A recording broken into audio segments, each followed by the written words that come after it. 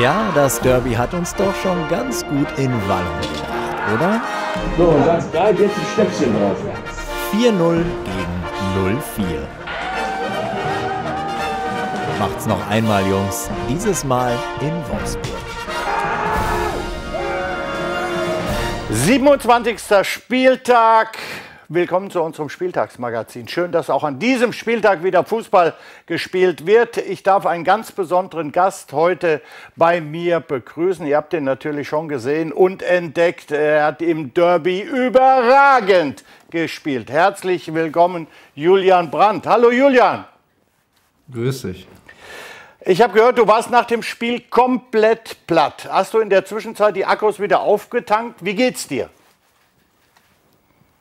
Die Akkus sind noch nicht richtig aufgetankt wieder. Es hat schon so ein bisschen Spuren hinterlassen, aber mir geht es natürlich blendend. Ne? Ich glaube, am Wochenende so einen Sieg zu haben, das tut einem extrem gut. Es war zwar ein ganz komisches Spiel, aber egal, da kommen wir später noch drauf. Schön, dass du dir die Zeit nimmst. Die Fans haben online abgestimmt, dass du Man of the Match warst gegen die Blauen. Wie viel Spaß hat es dir bereitet, endlich wieder um Bundesliga-Punkte zu spielen? Ja, für mich, ich bin natürlich ein Verfechter davon, dass es so schnell wie möglich natürlich weitergeht.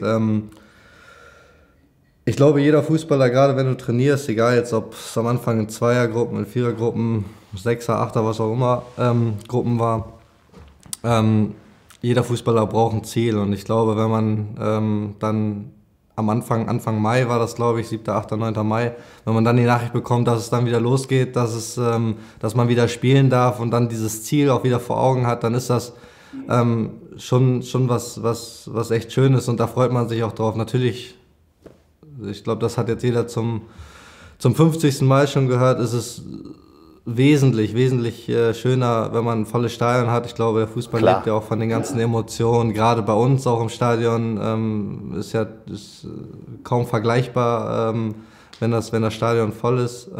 Nichtsdestotrotz, am Ende muss man die Situation halt so, wie sie ist, gerade nehmen. Das machen wir, das akzeptieren wir, solange es notwendig ist und wir versuchen trotzdem unsere Spiele zu gewinnen. So. Und ich glaube, es ist nicht einfach, wenn man dann das erste Spiel hat, gerade auch, wenn es dann eine gewisse Brisanz hat, natürlich ohne Fans. Eine gewisse, aber, das ist sehr schön, eine gewisse Brisanz. Dann ist es natürlich umso wichtiger, auch einen guten Start dann wieder reinzubekommen. Und ich glaube, dass man mit dem Sieg auch so ein bisschen, wie soll ich sagen, gute Laune auch in die Haushalte wieder reinbringt. Du warst an allen 4 Toren direkt oder indirekt beteiligt. Beschreib mal deine Rolle, die Lucien Favre für dich vorgesehen hatte. Er hat nach dem Spiel gesagt, du warst eine falsche 10. Was für eine Aufgabe hat eigentlich eine falsche 10? Er bezeichnet das immer relativ lustig. Eine falsche 10 dachte ich eigentlich immer, dass das... Oder eigentlich falsche 10 kannte ich so nie. Ich kannte eigentlich immer nur eine falsche 9. Aber er nennt es gerne falsche 10. Ich glaube, am Endeffekt gibt er mir quasi als, wie soll ich es am Ende nennen? Wir spielen ja mit einem Stürmer und dann 2 Außenspielern, sage ich jetzt mal, die aber nach innen gezogen sind. Und das beschreibt er so ein bisschen als falsche 10. Ich habe halt sehr, sehr viel Freiheiten. Ich konnte in dem Spiel mich bewegen, wohin ich möchte. Natürlich musst du defensiv deine Position einnehmen und musst natürlich als Kollektiv auch verteidigen und musst deine Aufgaben auch erfüllen, aber offensiv kannst du so ein bisschen das tun, was du halt möchtest. Und das macht ja richtig Bock. Ja, natürlich. Also, ich mag es nicht so gern, limitiert zu werden. Natürlich muss alles trotzdem im Rahmen sein, aber wenn er mir natürlich die Freiheiten gibt, nach links, rechts, vorne, nach hinten laufen zu dürfen, ohne dass von der Seite direkt ein Einspruch kommt und durch die jetzige Situation hört man natürlich alles, dann bin ich darüber sehr glücklich und das hat mir persönlich sehr gut getan. Roman Bürki hat nach dem Derby gesagt, dass einige Spieler befreiter seiner Meinung nach gespielt hätten, weil es den Druck nicht gab, den 80.000, den Druck nicht gab, den 80.000 ausüben. Trifft das auch auf dich zu? Traut man sich dann vielleicht viel eher mal einen Risikopass zu spielen? Ja, weiß ich nicht. Was heißt Druck? Also natürlich ist es so, wenn du in einem vollen Stadion spielst, dass viele Leute gewisse Erwartungen hegen, das ist normal. Aber du kriegst natürlich ja auch gute Reaktionen. Ich meine, wenn du was Gutes machst, dann ist das Stadion ja gefühlt komplett auf deiner Seite. Klar, wenn du mal einen Fehlpass spielst, dann hört man auch mal vielleicht ein bisschen Enttäuschung. Aber ich glaube, das gehört ja auch mit dazu. Für mich persönlich war es jetzt, weiß ich nicht, klar, ich kann Roman verstehen, was er meint, aber für mich war es jetzt gar nicht so krass. Also ich habe versucht eigentlich, das alles, ja, so weit es geht auszublenden. Ne? Ich meine, man kriegt eh nicht so viel mit, außer die Geräuschkulisse, die natürlich nicht da war. Das hat man definitiv gemerkt. Aber jetzt auf die einzelnen Fans, dass ich jetzt jedem ins Gesicht gucke oder so, das mache ich in sonstigen Spielen auch nicht, weil du bist dann halt im Spiel auch so ein bisschen in deinem Tunnel. Und von daher, ja, ich meine, wenn der eine oder andere sich jetzt mehr traut, kann ja nur gut sein. Ja, das stimmt. Aber jedem Einzelnen in die Augen schauen hätte diesmal sogar funktioniert. Wie wichtig, Julian, für den BVB wirklich ist, das schauen wir uns jetzt mal an. Brandt, Hazard, Haaland. Dahoud, Brandt, Guerreiro. Haaland, Brandt, Hazard. Brandt, Guerreiro, Haaland, Guerreiro. Es gibt ein Muster beim 4:0 Derby-Sieg und das Muster trägt die Nummer 19. Mustergültig kreiert Julian Brandt Torgefahr. Seine Saisonbilanz bisher 7 Tore, 10 Vorlagen. Aber nach dem bisherigen Muster müssen wir diese Zahlen am Samstagabend bestimmt neu schreiben, oder? Ja, 7 Tore, 10 Vorlagen. Setzt du dir eigentlich vor einer Saison selbst ein Ziel an Toren und Vorlagen, die du erreichen willst?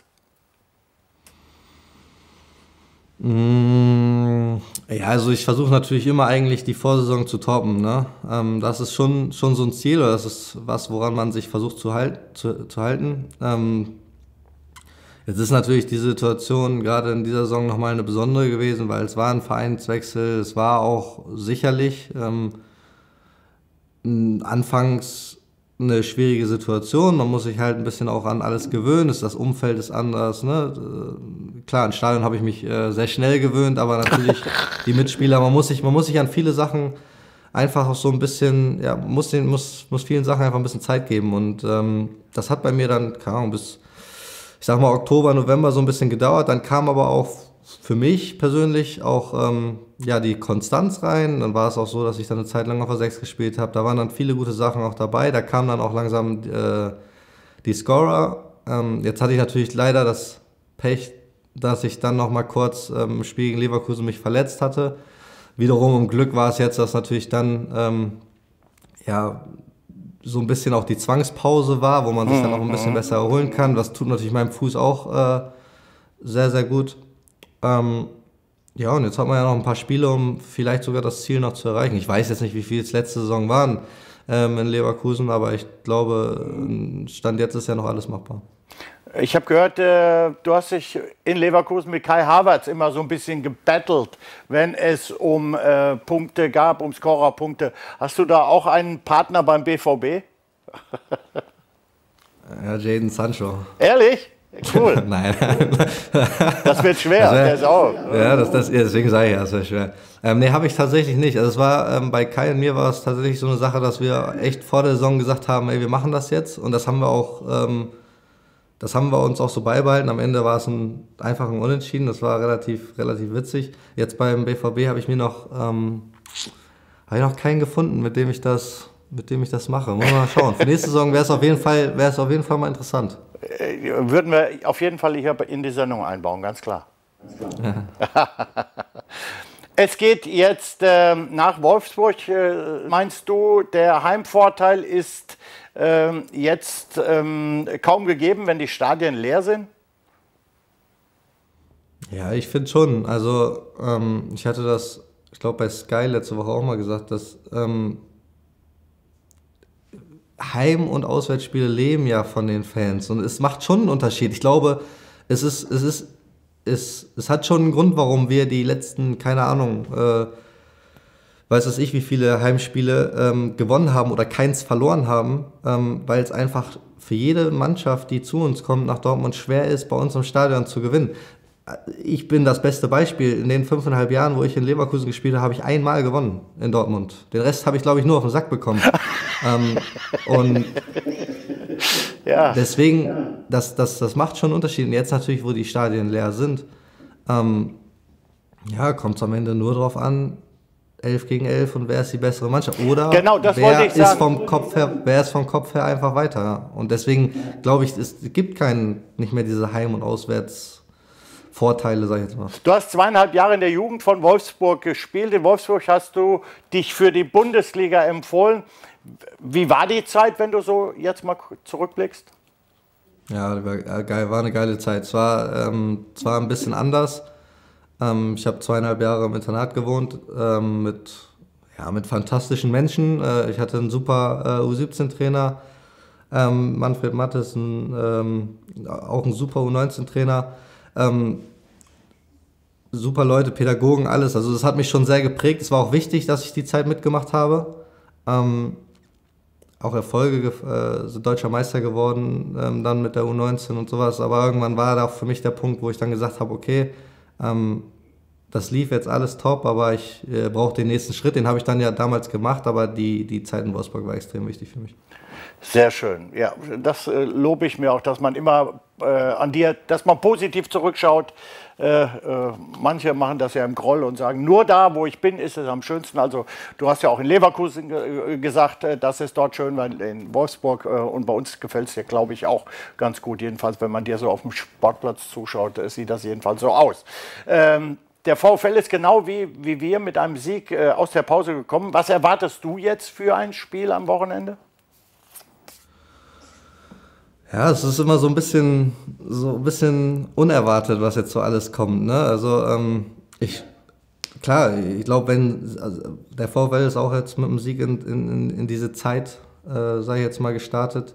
Ich glaube, sie haben sich jetzt auch wieder ein bisschen Selbstvertrauen einfach geholt, weil die Zeit war jetzt einfach ungewiss. Das ist so, aber sie wissen jetzt, wie es ist, ein Geisterspiel zu haben. Sie wissen es, wie man gewinnen kann.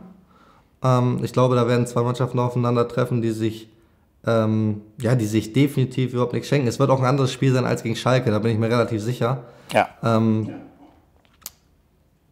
Trotz alledem glaube ich, um auch nochmal auf das Thema von eben zurückzukommen, wenn wir es wirklich schaffen, dann wieder so mit so gallig zu sein, defensiv, aber auch so kreativ nach vorne zu sein, dass wir gute Chancen haben, auch da zu gewinnen.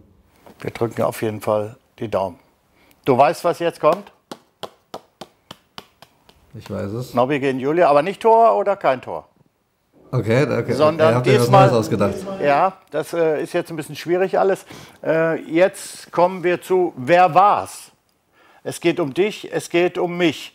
Die Stimme aus dem Off wird uns Fragen stellen und du musst dich entscheiden, genauso wie ich, ob die Aussage eher zu mir gehört oder zu dir. Ich bin gespannt.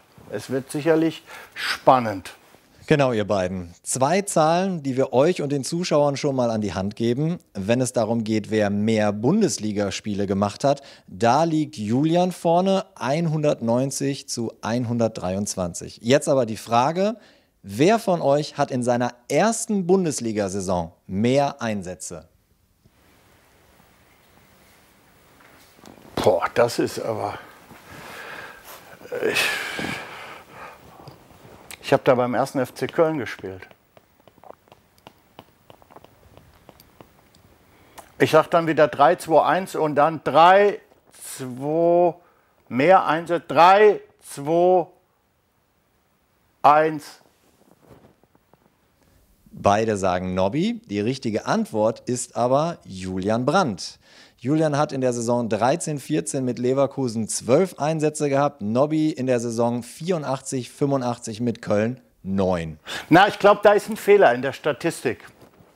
Wir kommen zur zweiten Frage. Wer hat mehr Tore in der Bundesliga erzielt?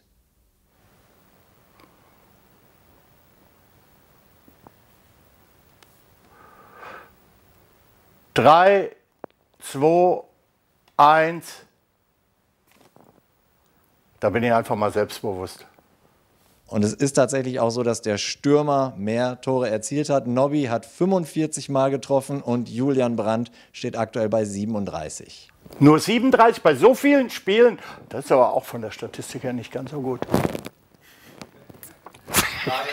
Frage Nummer 3.